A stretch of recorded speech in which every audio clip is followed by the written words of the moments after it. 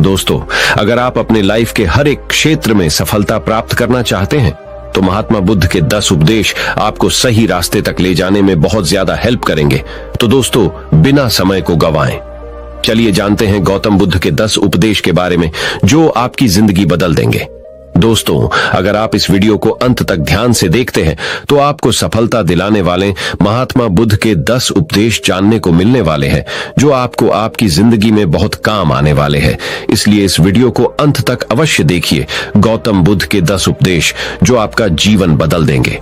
पहला उपदेश, जो मनुष्य के भीतर लगातार चलता रहता है वही उसके जीवन में घटता रहता है।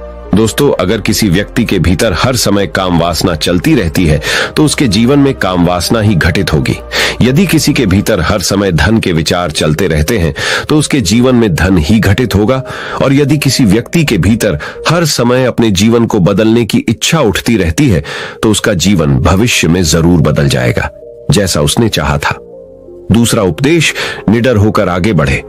दोस्तों, केवल 2 गलतियां हैं जिसकी वजह से इंसान सफल नहीं हो पाता या सत्य को प्राप्त नहीं कर पाता है। पहली, शुरुआत न करना और दूसरी, सागर तय न करना। दोस्तों, ये बात उन 2 तरह के लोगों को दिखाती है जो अपने कारण से ही मंजिल तक नहीं पहुंच पाते हैं। पहले वो जो भाग्यवारी नजरिया रखते हैं और दूसरे वो जो मुश्किलों से घबराकर अपने काम को अधूरा छोड़ देते हैं। दोस्तों, अगर आपको अपनी लाइफ में आगे बढ़कर सफलता को प्राप्त करना है तो आपको इन दोनों तरह के लोगों से बहुत दूर रहना होगा और अपने आप में एक पॉजिटिव इंसान बन जाइए। आगे बढ़िए और किसी भी काम की शुरुआत कीजिए और जिस काम की भी आप शुरुआत करो उसे आप पूरा करने की कोशिश कीजिए, फिर सफलता आपको जरूर मिल जाएगी। दोस्तों, अब जानते हैं महात्मा बुद्ध के तीसरे उपदेश के बारे में। तीसरा उपदेश, मेहनत के बिना कुछ नहीं। दोस्तों, आलसपन और कामचोरी आपको बर्बादी की ओर ले जाने वाला एक छोटा सा रास्ता है, जबकि मेहनत अच्छा और खुशहाल जीवन जीने का एकमात्र तरीका है। मूर्ख लोग बेकार हैं और बुद्धिमान लोग मेहनती हैं। अगर आपको अपनी लाइफ में आगे बढ़ना है तो आपको मेहनत करनी होगी। दोस्तों, मूर्खों की तरह बैठे बैठे कुछ भी नहीं मिलता है और सुनने से कुछ नहीं होता। अगर आपको अपनी लाइफ में आगे बढ़ना है तो आपको उस पर एक्शन लेना बहुत जरूरी पड़ता है। इसीलिए बुद्ध ने कहा है, मेहनत करो, क्योंकि मेहनत के बिना कुछ नहीं होता है। बुद्ध का चौथा उपदेश, खुश रहना है तो अच्छा सोचिए। दोस्तों, बुद्ध ने कहा है कि जैसा हम सोचते हैं ठीक वैसा ही हम बन जाते हैं। जब मन शुद्ध होता है तब प्रसन्नता हमारा ऐसा पीछा करती है जैसे कि हमारी परछाई हमारा पीछा नहीं छोड़ती है। इसीलिए इंसान को हमेशा सकारात्मक बातें सोचनी चाहिए ताकि हर कठिन से भी कठिन परिस्थिति में वो आशा की किरण ढूंढ सके और अपनी लाइफ में खुश रह सके। सोच व्यक्ति के जीवन को बना भी सकती है और बिगाड़ भी सकती है, क्योंकि दोस्तों, जैसा व्यक्ति सोचता है वैसा ही वह बनता चला जाता है। आपकी सोच का निर्माण होता है आपकी 5 इंद्रियों के द्वारा, और वो 5 इंद्रिय है आंख, कान, नाक, जीभ और त्वचा। जैसी भी जानकारी आप इन 5 इंद्रियों के द्वारा अपने अंदर लेते हैं वैसे ही आपकी सोच बन जाती है, और जैसी आपकी सोच बनती है वैसा ही आपका जीवन बन जाता है। इसीलिए अगर आप खुश रहना चाहते हो तो अच्छा सोचिए। बुद्ध का 5वां उपदेश, वर्तमान में जिए। दोस्तों, महात्मा बुद्ध ने कहा है कि अपने आज में जिए और भविष्य का सपना मत देखिए।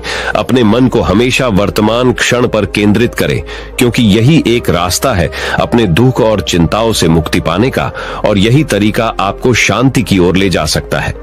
दोस्तों, ये सभी बातें हम सब पर लागू होती है, क्योंकि अक्सर हम अपनी बुरी आदतों का रोना रोते हैं या बेहतर भविष्य की कामना करते हैं, जिसके वजह से हम परेशान हो जाते हैं और उसके वजह से हम अपना आज खराब कर लेते हैं, जबकि आज ही सत्य है। दोस्तों, अगर हम अपना आज सुधार लेते हैं तो हमारा आने वाला कल अपने आप ठीक हो जाएगा और हमें जिस चीज में खुशी चाहिए उसे हम आज ही के समय में पा लेंगे। छठा बुद्ध का उपदेश, शांति से रहना है तो शांति रहने दो। दोस्तों, बुद्ध ने कहा है कि जो आपको प्राप्त हुआ है उसकी तारीफ न करें और ना ही दूसरों से ईर्ष्या करें। जो लोग दूसरों से ईर्ष्या करते हैं वे लोग मन ही मन शांति कभी प्राप्त नहीं करते। या इसलिए खुद भी खुश रहिए और दूसरों को भी खुश रहने दें। दोस्तों, जो इंसान दूसरों से नफरत करता है वो कभी भी खुश नहीं रह सकता है और उसकी जिंदगी में कभी भी खुशी नहीं आती है। इसीलिए अगर आपको खुश रहना है तो आप दूसरों को शांति से रहने दें। बुद्ध का 7वां उपदेश, अच्छी संगत में रहे। दोस्तों, बुद्ध ने कहा है कि एक जंगली जानवर के मुकाबले एक कपटी और बुरा मित्र ज्यादा खतरनाक होता है। एक जंगली जानवर सिर्फ आपके शरीर को घाव कर सकता है, लेकिन एक बुरा मित्र आपके मन पर घाव कर सकता है। इसीलिए इंसान के सामाजिक और मानसिक विकास के लिए उसके आसपास के वातावरण पर जोर दिया जाता है। जैसी आपकी संगति होगी, ठीक वैसे आप बनते जाएंगे। जैसी संगति में हम रहेंगे, वैसा हमारा व्यवहार होगा और वैसी ही हमारी जिंदगी बनेगी। इसीलिए बुद्ध ने कहा है कि हमेशा अच्छी संगत में रहे, ना कि बुरी संगत में। बुद्ध का 8वां उपदेश अपने मन को नियंत्रित करे। दोस्तों, बुद्ध ने कहा है कि ना ही संसार बुरा है और ना ही सन्यास बुरा है। अगर कुछ बुरा है तो वो है व्यक्ति का विचलित मन, जो उसे कहीं टिकने नहीं देता है। इसीलिए हमें हर क्षण अपने मन को समझने का प्रयास करना चाहिए। दोस्तों, जो लोग अक्सर थका हुआ महसूस करते हैं, उन्हें मैं बताना चाहता हूं कि आपकी थकावट का कारण यही है कि आपके मन में अनगिनत विचार चल रहे हैं, जो कि आपके शरीर की ऊर्जा को खत्म कर रहे हैं। बुद्ध का 9वां उपदेश व्यक्ति को व्याभिचार नहीं करना चाहिए। दोस्तों, बुद्ध ने कहा है कि व्यक्ति को व्याभिचार नहीं करना चाहिए, क्योंकि व्याभिचार व्यक्ति को उसकी ही नजरों में छोटा बनाता है और छोटा व्यक्ति कभी भी कुछ बड़ा हासिल नहीं कर सकता। बुद्ध का 10वां उपदेश क्रोध अग्नि के समान है। दोस्तों, बुद्ध ने कहा है कि क्रोध अग्नि के समान है। व्यक्ति उसे बुझाना तो चाहता है, लेकिन वह उसमें सूखी लकड़ियां डालता है, जिसके कारण वह बुझने के बजाय और भी ज्यादा बढ़ता है। यदि आप अपने क्रोध को खत्म करना चाहते हो, तो उसे भोजन देना बंद कर देना होगा। दोस्तों, क्रोध का भोजन है बेवजह की इच्छाएं, अहंकार और जागरूकता की कमी और नासमझी। यदि आप क्रोध को ये सभी भोजन नहीं दोगे, तो आपको क्रोध कभी नहीं आएगा। दोस्तों, ये थे वो गौतम बुद्ध के द्वारा दिए उपदेश। आप सभी को कैसे लगे? नीचे कमेंट बॉक्स कमेंट करके जरूर बताएं। तो चलिए दोस्तों, अब हम गौतम बुद्ध से जानेंगे दुखों से मुक्ति कैसे पाएं। उसके ऊपर एक प्रेरणादायक कहानी हम आपको अभी सुनाएंगे। तो चलिए उस कहानी की शुरुआत करते हैं। दुखों से मुक्ति की प्रेरणादायक कहानी। दोस्तों, एक बार पहाड़ों के बीच बसे एक छोटे से गांव में प्रिया नाम की एक महिला रहती थी। प्रिया ने अपने जीवन में बहुत दुखों का अनुभव किया था। उसने कम उम्र में अपने माता पिता को खो दिया था और एक ऐसे व्यक्ति से शादी कर ली थी जो उससे प्यार नहीं करता। प्रिया का पति शराबी था और अक्सर उसे शारीरिक और भावनात्मक रूप से प्रताड़ित करता था।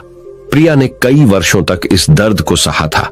एक दिन वह इसे सहन नहीं कर सकी और उसने यह फैसला किया कि वह उस दुख से मुक्त होना चाहती है जिसने इतने लंबे समय तक उसके जीवन को त्रस्त कर रखा था। वह जानती थी कि अगर वह एक सुखी जीवन जीना चाहती है या स्वतंत्रता का अनुभव करना चाहती है, तो उसे अपना घर छोड़ना होगा। इसलिए एक रात उसने अपना एक छोटा सा बैग पैक किया और घर से निकल गई। प्रिया ने अपने गहने भी रख लिए थे, जिन्हें बेचकर वह अपने सफर में आगे बढ़ सकती थी। जब वह सुनसान सड़क पर चल रही थी, तो उसे राहत का एहसास हुआ। लंबे समय में पहली बार उसे लगा कि उसका अपने जीवन पर नियंत्रण है। प्रिया को नहीं पता था कि वह कहां जा रही है, लेकिन वह जानती थी कि उसे आगे बढ़ते रहना है। दिन हफ्तों में बदल गए और प्रिया अपने घर से बेहद दूर आ चुकी थी। उसे रास्ते में कई बाधाओं का सामना करना पड़ा, लेकिन वह आगे बढ़ती गई। उसने उस जीवन को पीछे छोड़ दिया था जिसने उसे इतना दर्द दिया था, और उसने कभी पीछे मुड़कर नहीं देखने का निश्चय किया था। चलते चलते प्रिया की मुलाकात एक वृद्ध आशी से हुई, जो नदी के किनारे एक छोटी सी झोपड़ी में रहते थे। प्रिया ने राशि से पूछा कि क्या वह उस दुख से मुक्ति पाने में उसकी मदद कर सकते हैं जिसने उसके जीवन को बर्बाद कर दिया था। आशी ने प्रिया को देखा और कहा, बच्ची, दुख से मुक्ति अपने आप बाहर नहीं मिल सकती। यह मन की एक अवस्था है जिसे व्यक्ति को भीतर से विकसित करना चाहिए। आपको अतीत को छोड़ना और वर्तमान क्षण में जीना सीखना चाहिए, तभी आप सच्ची स्वतंत्रता का अनुभव कर पाओगे। प्रिया ने आशी की बातों को ध्यान से सुना और उसने महसूस किया कि वह बहुत लंबे समय से अपने अतीत को पकड़े हुए थी, इसीलिए उसका दर्द कम नहीं हो पा रहा था। उसने आशी को धन्यवाद दिया और अपनी यात्रा जारी रखी। चलते चलते प्रिया ने राशि की शिक्षाओं का अभ्यास करना शुरू कर दिया। उसने अतीत को जाने देना शुरू किया और वर्तमान क्षण पर ध्यान केंद्रित किया। फिर उसे जीवन की साधारण चीजों में भी खुशी मिलने लगी। प्रिया एक गांव से गुजर रही थी जहां पर पोस्टर लगे थे कि प्राइमरी स्कूल में शिक्षक की आवश्यकता है। प्रिया पढ़ी लिखी थी और उसे पैसे की भी आवश्यकता थी, इसलिए वह बच्चों को पढ़ाने लगी। एक दिन प्रिया लोगों के एक समूह से मिली जो आग के चारों ओर इकट्ठा थे। वे नाच रहे थे और गा रहे थे और उनकी हंसी हवा में गूंज रही थी। प्रिया पहले तो इसमें शामिल होने से हिचकिचा रही थी, लेकिन उसके भीतर की आवाज उसे उस समूह में जाने और मजे करने के लिए कह रही थी। प्रिया ने समूह के साथ नृत्य किया और खूब हंसी। लंबे समय में पहली बार वह वास्तव में खुशी महसूस कर रही थी। उसने महसूस किया कि खुशी कोई ऐसी चीज नहीं है जो खुद के बाहर पाई जा सकती है, बल्कि मन की एक अवस्था है जिसे व्यक्ति को भीतर से विकसित करना होता है। प्रिया को अब दुख से मुक्ति मिल गई थी। अब वह बच्चों को पढ़ाती और अपने अनुभव का उपयोग दूसरों को खुशी का रास्ता खोजने में मदद करने के लिए करती। तो दोस्तों, इस कहानी से हमें यह सीखने को मिलता है कि खुशी कोई ऐसी चीज नहीं है जो खुद के बाहर पाई जा सकती है, बल्कि मन की एक अवस्था है जिसे व्यक्ति को भीतर से विकसित करना होता है। दोस्तों, अगर आपको यह कहानी पसंद आई होगी और आपके लिए उपयोगी साबित हुई होगी, तो इस कहानी को अपने दोस्तों के साथ अवश्य शेयर कीजिए। साथ ही हमारे साथ ऐसे ही जुड़े रहें। तो चलिए बढ़ते हैं हमारे गौतम बुद्ध की अगली कहानी की तरफ, जो कि आपको जिंदगी की बहुत अच्छी सीख देने वाली है। तो चलिए शुरू करते हैं गौतम बुद्ध की शिक्षाप्रद कहानी। गौतम बुद्ध की शिक्षाप्रद कहानी। दोस्तों, एक बार गौतम बुद्ध अपने भिक्षुओं के साथ एक वृक्ष के नीचे बैठ विश्राम कर रहे थे।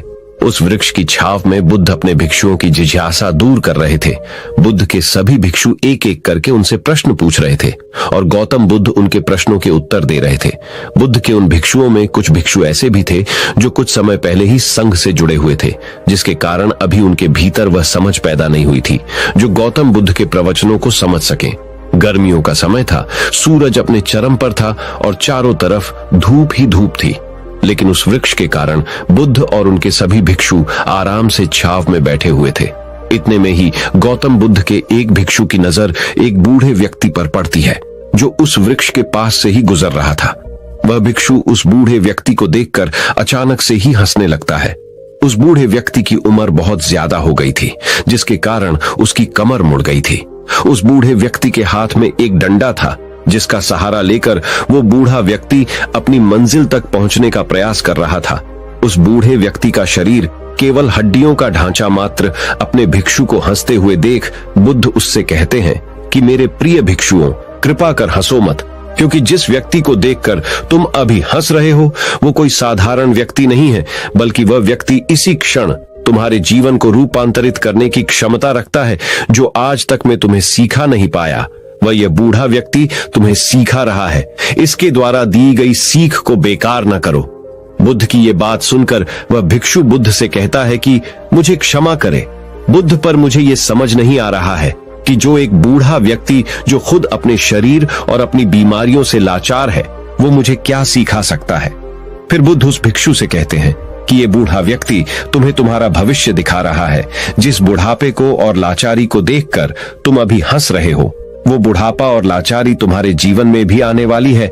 वह बूढ़ा व्यक्ति तुमसे कह रहा है कि अभी समय है इस स्वस्थ शरीर का अच्छे कर्म करने के लिए उपयोग करो। अगर तुम्हारा ये स्वस्थ शरीर तुम्हारे हाथ से निकल गया तो फिर से वापस नहीं आएगा, और अभी तुम्हारा ये शरीर सही से काम कर रहा है, जैसे कि तुम्हारे हाथ, पैर, आंख, कान और ये सभी चीजें सही से काम कर रही हैं। क्या यह छोटी बात है और क्या तुम इसे मामूली सी बात समझ रहे हो? यह घटना कोई साधारण घटना नहीं थी जो अभी तुम्हारे साथ घटी, और यह घटना तुम्हारे जीवन को बदलने की क्षमता रखती है। ठीक इसी तरह की घटना ने मेरा जीवन बदला था, और इस तरह की घटना के कारण ही मैं आज बुद्ध हूं। फिर वह भिक्षु बुद्ध से कहता है कि क्षमा करें बुद्ध, परंतु मेरे मन में यह विचार ही नहीं आया कि मैं उस बूढ़े व्यक्ति से कुछ सीख सकता हूं। उसे देखकर केवल मुझे हंसी आ गई। ऐसा इसीलिए हुआ क्योंकि तुम्हें अपने भीतर कहीं ना कहीं लगता है कि जिस स्थिति में आज वो बूढ़ा व्यक्ति है, उस स्थिति में तुम कभी नहीं आओगे जिस बुढ़ापे का और लाचारी का सामना आज वो बूढ़ा व्यक्ति कर रहा है। तुम्हें लगता है कि उसका सामना तुम कभी नहीं करोगे, इसीलिए तुम उस बूढ़े व्यक्ति को देखकर हंस पाए। तुमने सच्चाई को नजरअंदाज कर दिया।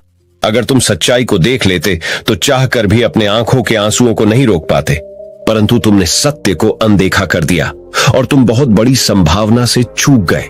बुद्ध की ये बात सुन वो भिक्षु बुद्ध से क्षमा मांगता है और ये निश्चय करता है कि वह अपने स्वास्थ्य का उपयोग अपने अहंकार को बढ़ाने में नहीं, बल्कि परम सत्य को पाने में करेगा। दोस्तों, जो लोग इस कहानी को पढ़ रहे हैं, हो सकता है कि आप बड़ी बड़ी समस्याओं में हो या हो सकता है कि आप परेशानियों में हो। लेकिन फिर भी एक बात को हमेशा ध्यान में रखना है कि जब तक आपका स्वास्थ्य ठीक है तब तक आप किसी भी बड़ी से बड़ी समस्या से बाहर आ सकते हैं। दोस्तों, इसीलिए बुद्ध ने कहा है कि हमारा स्वास्थ्य हमारा सबसे बड़ा उपहार है जो हमें इस सृष्टि से मिला हुआ है, इसीलिए इसका उपयोग सही से करें। दोस्तों, आपको यह गौतम बुद्ध की शिक्षाप्रद कहानी कैसी लगी? कृपया हमें नीचे कमेंट बॉक्स में कमेंट करके जरूर बताएं। और आपको यह कहानी पसंद आई होगी तो अपने दोस्तों के साथ इसे अवश्य शेयर कीजिए। तो दोस्तों, अब हम जानेंगे गौतम बुद्ध के अनुसार सच्चाई में सफलता की कुंजी क्या है। तो बिना देर किए गौतम बुद्ध की रहस्यमयी कहानी की शुरुआत करते हैं। हर व्यक्ति अपने जीवन में कुछ पाना चाहता है, कुछ बनना चाहता है, लेकिन कुछ % लोग ही अपने उस सपने को पूरा कर पाते हैं जो वे हर वक्त देखते रहते हैं। इसके पीछे क्या कारण है? क्या आप जानना चाहते हैं? अगर हाँ, तो यह कहानी आपके लिए ही है। दोस्तों, यह कहानी गौतम बुद्ध की जीवन से ली गई है और इस कहानी को अगर आप अंत तक देखते हैं तो आपको समझ में आ जाएगा कि सफलता की कुंजी क्या है और सफलता के लिए क्या आवश्यक है। तो चलिए कहानी की शुरुआत करते हैं। दोस्तों, एक बार गौतम बुद्ध अपने कुछ भिक्षुओं के साथ एक गांव से गुजर रहे थे और उस गांव में पानी की व्यवस्था बिल्कुल भी नहीं थी, जिसके कारण लोगों को अपने गांव से बेहद दूर पानी लाने के लिए जाना पड़ता था। उस गांव के निकट ही बहुत बड़ा मैदान था जिसमें बहुत सारे छोटे छोटे गड्ढे खुदे हुए थे। बुद्ध के सभी भिक्षुओं में से एक भिक्षु जिज्ञासावश गौतम बुद्ध से पूछता है कि इस मैदान पर जो गड्ढे खुदे हुए हैं उनका क्या उपयोग है। अपने भिक्षु का प्रश्न सुनकर बुद्ध मुस्कुराते हैं और कहते हैं कि मेरे प्रिय भिक्षु, इस गांव में पानी की बड़ी समस्या है और इसीलिए इस गांव के लोगों ने पानी की खोज में ये छोटे छोटे गड्ढे खोदे हुए हैं। सुनते ही वह बौद्ध भिक्षु दौड़कर वहां पर चला जाता है और उन गड्ढों में पानी खोजने लगता है, परंतु उस बौद्ध भिक्षु को उन गड्ढों में एक पानी की बूंद भी नहीं मिलती। उसके बाद वो गौतम बुद्ध के पास वापस आकर पूछता है कि बुद्ध, इन गड्ढों में तो पानी है ही नहीं। उसके बाद गौतम बुद्ध मुस्कुराते हैं और अपने भिक्षु से कहते हैं कि प्रिय भिक्षु, क्या तुम्हें वहां दूर लोगों की जाती भीड़ दिख रही है? इस पर बौद्ध भिक्षु कहता है कि हाँ बुद्ध, मैं देख सकता हूं। इसके बाद बुद्ध कहते हैं कि वे सभी लोग इस गांव से बहुत दूर एक नदी है वहां पर से पानी लेने के लिए जा रहे हैं। उसके बाद बुद्ध का भिक्षु बुद्ध से पूछता है कि बुद्ध, क्या इस गांव के आसपास के जमीन में पानी बिल्कुल भी नहीं है? इस पर बुद्ध कहते हैं कि पानी तो है, लेकिन इस गांव में ऐसा कोई नहीं है कि उस पानी तक पहुंच सके। इसके बाद बौद्ध भिक्षु कहता है कि मैं कुछ समझा नहीं बुद्ध। इसके बाद गौतम बुद्ध कहते हैं कि क्या तुम इस मैदान पर खुदे हुए गड्ढे देख रहे हो? इस मैदान पर खुदे हुए ये सभी गड्ढे पानी की खोज में खुदे हुए हैं, लेकिन एक भी गड्ढे से पानी प्राप्त नहीं हुआ है। जानते हो क्यों? क्योंकि परिश्रम तो किया गया लेकिन सही दिशा में नहीं किया गया है। अगर ये सब गांव वाले अलग अलग 100 गड्ढे खोदने के बजाय सिर्फ एक ही गड्ढे को 100 गड्ढों की बराबर खोदते तो ये सब गांव वाले पानी तक अवश्य पहुंच जाते। दोस्तों, मनुष्य का मन भी इस प्रकार ही है। वह एक ही समय में 100 दिशाओं में भागता है। अगर मनुष्य अपने मन को एक ही दिशा में लगाए तो वह अपने लक्ष्य तक जरूर पहुंचेगा, परंतु बहुत ही कम लोग इस बात को समझ पाते हैं। कुल मिलाकर सफलता की कुंजी क्या है? दोस्तों, आपकी असफलता का कारण आपका मन ही है और आपके मन का 100 अलग अलग दिशाओं में भागना और आपको इसे किसी एक दिशा में केंद्रित ना कर पाना है। जब तक आपका मन पूरी एकाग्रता के साथ किसी एक दिशा में नहीं चलेगा तब तक आप अपनी मंजिल तक नहीं पहुंच सकते हैं और तब तक आप सफल नहीं हो सकते, चाहे आप कितना भी प्रयास क्यों न कर लें। इसीलिए कोई व्यक्ति अगर अपने लक्ष्य को हासिल करना चाहता है तो उसे अपने मन को एक ही दिशा में लगाना चाहिए, क्योंकि कठिन परिश्रम करना बेकार है यदि उसे सही दिशा में नहीं किया जाए। तो दोस्तों, आज आपने सफलता की कुंजी क्या है? कहानी के जरिए यह सीखा कि कठिन परिश्रम करना बेकार है यदि उसे सही दिशा में नहीं किया जाए। तो दोस्तों, चलिए बढ़ते हैं हमारे आखिरी कहानी की तरफ, जो कहानी है भाग्य के ऊपर कि भाग्य का लिखा कभी नहीं मिटता। इस विषय पर हम गौतम बुद्ध की एक रहस्यमयी कहानी आपको सुनाएंगे। किसी गांव में एक बहुत ही ज्ञानी पंडित रहता था। एक दिन वह अपने बचपन के दोस्त से मिलने के लिए दूसरे गांव में जा रहा था। उसका वह दोस्त बचपन से ही गूंगा और एक पैर से अपाहिज था। उस पंडित के गांव से उसके दोस्त का घर काफी दूर था। वहां जाने के लिए बीच बीच में कई सारे छोटे छोटे गांव पड़ते थे। पंडित रास्ते में अपनी धुन में चला जा रहा था। चलते चलते उसकी मुलाकात एक व्यक्ति से होती है। वह भी पंडित के साथ चलने लगता है। उस आदमी को देखकर पंडित बहुत खुश हो जाता है। उसने सोचा, चलो अच्छा हुआ, साथ साथ चलने से उसका सफर आसानी से कट जाएगा। बात की शुरुआत करने के लिए उस पंडित ने उस व्यक्ति से उसका नाम पूछा तो उसने अपना नाम धर्मराज बताया। पंडित को यह नाम कुछ अजीब सा लगा, लेकिन उसने नाम के विषय में कुछ और पूछना उचित नहीं समझा। दोनों धीरे धीरे साथ में चल रहे थे। तभी रास्ते में एक गांव आता है। गांव का प्रवेश द्वार आते ही धर्मराज ने पंडित से कहा, तुम आगे चलो, मुझे इस गांव में एक काम है, मैं तुमसे आगे मिलता हूँ। पंडित ने कहा ठीक है। वह आगे के रास्ते पे चला जाता है। कुछ देर बाद उस गांव में खबर फैली कि एक व्यक्ति को सांड ने अपनी सींग में फंसाकर मार दिया है। जैसे ही सांड ने उस व्यक्ति को मारा, ठीक कुछ ही देर में धर्मराज पंडित के पास आ गया। फिर दोनों चलना शुरू कर देते हैं और चलते चलते एक दूसरे गांव के द्वार पर पहुंच जाते हैं। उस गांव के बाहर एक बड़ा और विशाल मंदिर बना हुआ था। वहां पर आराम करने की सुविधा काफी बढ़िया लग रही थी। पंडित के दोस्त का घर अभी वहां से बहुत दूर था और रात भी होने वाली थी। तो पंडित ने धर्मराज से कहा, रात होने वाली है, पूरे दिन चलते चलते थक भी चुके हैं और भूख भी लग रही है, तो यहाँ पर भोजन करके यहीं पर हम विश्राम कर लेते हैं, फिर सुबह के समय आराम से आगे की यात्रा जारी करेंगे। धर्मराज ने कहा, ठीक है, मुझे इस गांव में किसी को कुछ जरूरी सामान देने जाना है, तुम भोजन करके आराम करो, मैं बाद में आकर भोजन कर लूंगा। इतना कहकर वह वहां से चला जाता है। लेकिन उसके जाते ही कुछ ही देर बाद धुआं उठता हुआ दिखाई देता है और देखते ही देखते पूरे गांव में आग लग जाती है। पंडित ने हैरानी से सोचा कि यह धर्मराज जहां भी जाता है वहां कोई ना कोई अनहोनी जरूर हो जाती है, कुछ तो गड़बड़ है इस व्यक्ति में। लेकिन पंडित ने रात्रि में धर्मराज से कुछ भी पूछना उचित नहीं समझा। सुबह होते ही दोनों फिर से अपनी यात्रा शुरू कर देते हैं। कुछ देर चलने के बाद रास्ते में फिर से एक गांव आता है। धर्मराज ने फिर पंडित से कहा, आप आगे चलिए, मुझे इस गांव में अपने मित्र से मिलने जाना है, मैं अपने दोस्त से मिलने के बाद आगे रास्ते में मिलूंगा। यह कहकर धर्मराज वहां से चला गया। लेकिन पंडित इस बार आगे नहीं गया, वहीं खड़ा होकर धर्मराज को देखता रहा कि वह कहां जा रहा है और क्या करता है। तभी थोड़ी देर बाद लोगों की आवाज सुनाई देने लगी कि एक व्यक्ति को सांप ने काट लिया है और उसकी मृत्यु हो गई है। ठीक उसी समय धर्मराज फिर पंडित के पास पहुंच गया, लेकिन इस बार पंडित से रहा नहीं गया और उसने धर्मराज से पूछ ही लिया कि तुम जिस भी गांव में जाते हो वहां कोई ना कोई अनहोनी जरूर हो जाती है, क्या तुम मुझे बता सकते हो ये ऐसा क्यों हो रहा है? धर्मराज ने कहा, पंडित जी, आप तो मुझे बहुत ज्ञानी मालूम पड़े थे, इसीलिए मैं आपके साथ चलने लगा था, क्योंकि ज्ञानियों का साथ बहुत अच्छा होता है, परंतु आप अभी तक समझ नहीं पाए कि मैं कौन हूं। पंडित ने कहा, मैं समझ गया हूं, लेकिन मुझे कुछ शंका है, अगर आप ही अपना उपयुक्त परिचय दे दें तो मेरे लिए आसानी होगी। तब धर्मराज ने जवाब दिया कि मैं यमदूत हूं और यमराज की आज्ञा से उन लोगों के प्राण हरण करता हूं जिनकी उम्र पूरी हो चुकी है। हालांकि पंडित को पहले से ही इस बात की आशंका थी, फिर भी धर्मराज के मुंह से ये बातें सुनकर वह घबरा गया। लेकिन वह हिम्मत करके पूछता है कि अगर तुम सच में यमदूत हो तो मुझे बताओ, अगली मृत्यु किसकी है? धर्मराज ने जवाब दिया, अगली मृत्यु तुम्हारे उसी मित्र की है जिससे तुम मिलने जा रहे हो, और उसकी मृत्यु का कारण भी तुम ही बनोगे। ये बात सुनकर पंडित सहम गया और सोच में पड़ गया कि अगर सच में यह धर्मराज यमदूत हुआ तो उसकी बात भी सच होगी और उसके कारण मेरे बचपन के सबसे अच्छे मित्र की मृत्यु हो जाएगी। तो सबसे अच्छा तो यही होगा कि मैं अपने मित्र से मिलने ही ना जाऊं, कम से कम मैं उसकी मृत्यु का कारण तो नहीं बनूंगा। धर्मराज ने मुस्कुराते हुए कहा, तुम जो सोच रहे हो वो सब मुझे पता है, मगर तुम्हारे अपने मित्र से मिलने न जाने से नियति नहीं बदल जाएगी।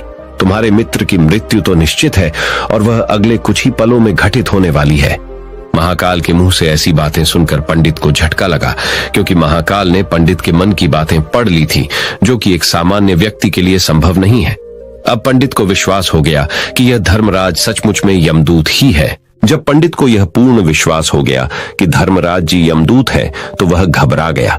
वह अपने मित्र की मृत्यु का कारण नहीं बनना चाहता था, इसलिए वह पलटकर अपने गांव की तरफ वापस जाने लगा।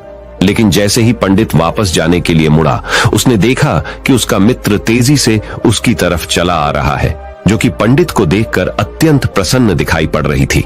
अपने मित्र के आने की गति को देखकर पंडित को ऐसा लगा कि जैसे उसका मित्र काफी देर से उसका ही पीछा कर रहा है, लेकिन वह बचपन से ही गूंगा था और एक पैर से लंगड़ा भी था, इसलिए ना तो वह पंडित को आवाज देकर रोक पाया था और ना ही उस तक पहुंच पा रहा था।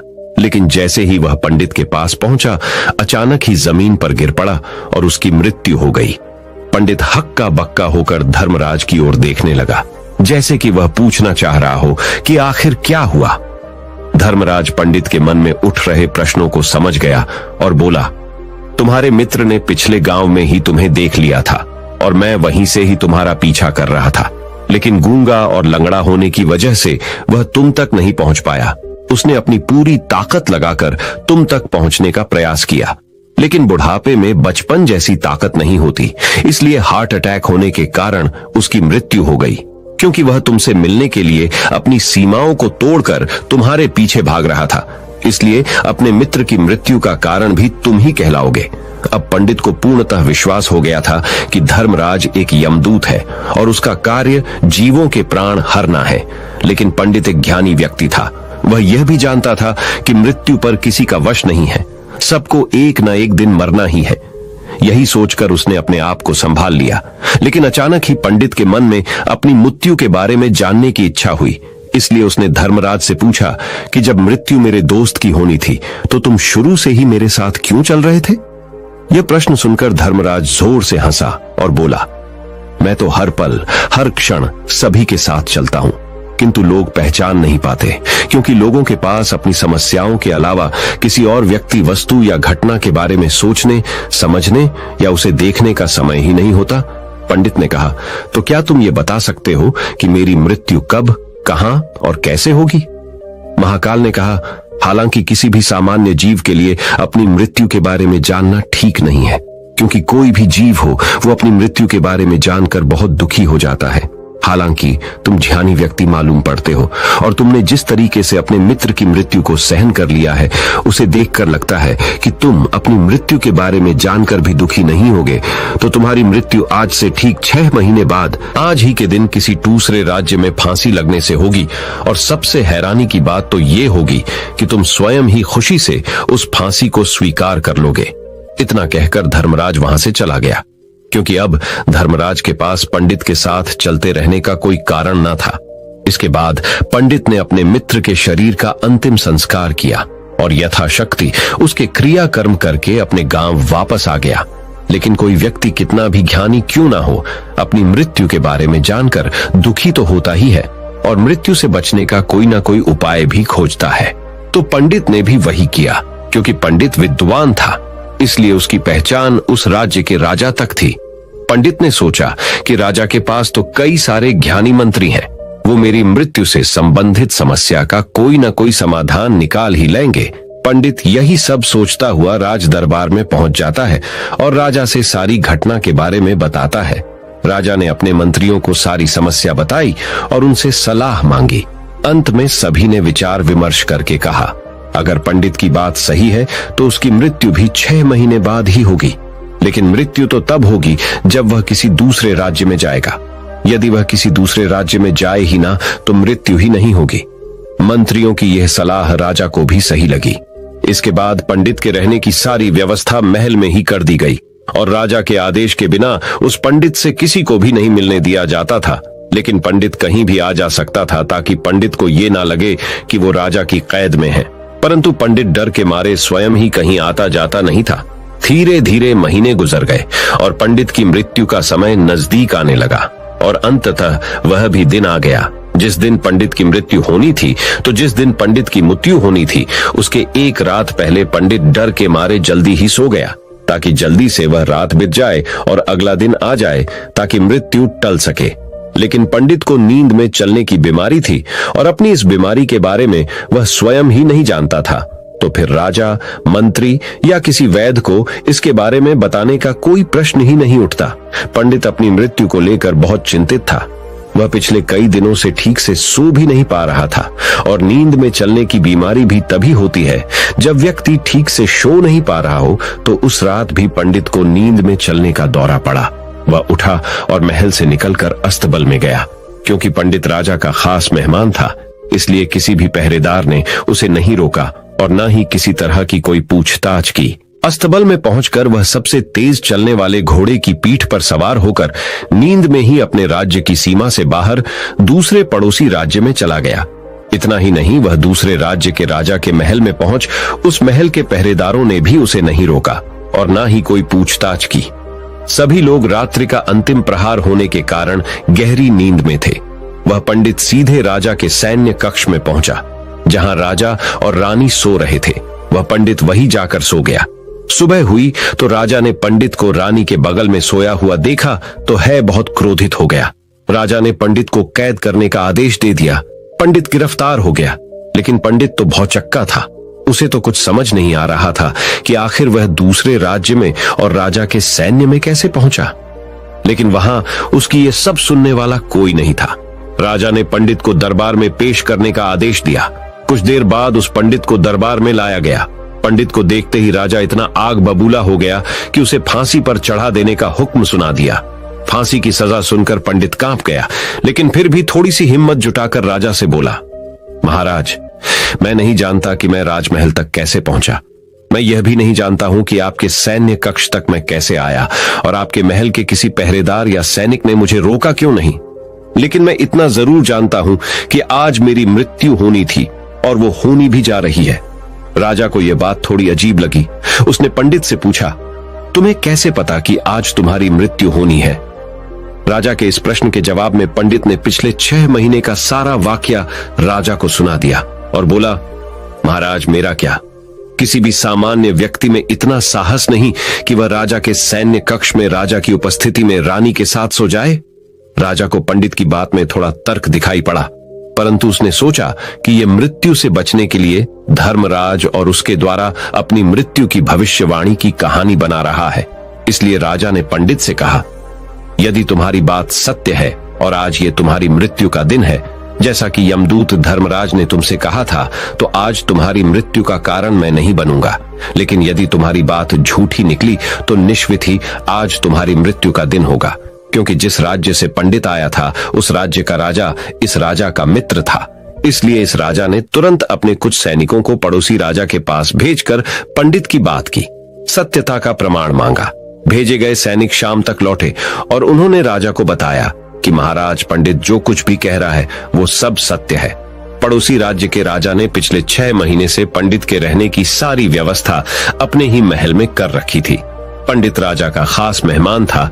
कल शाम राजा आखिरी बार पंडित से उसके कक्ष में मिले थे और उसके बाद यह इस राज्य में कैसे पहुंच गया, इसकी जानकारी किसी को भी नहीं है। इसलिए उस राज्य के राजा के अनुसार पंडित को फांसी की सजा देना ठीक नहीं है।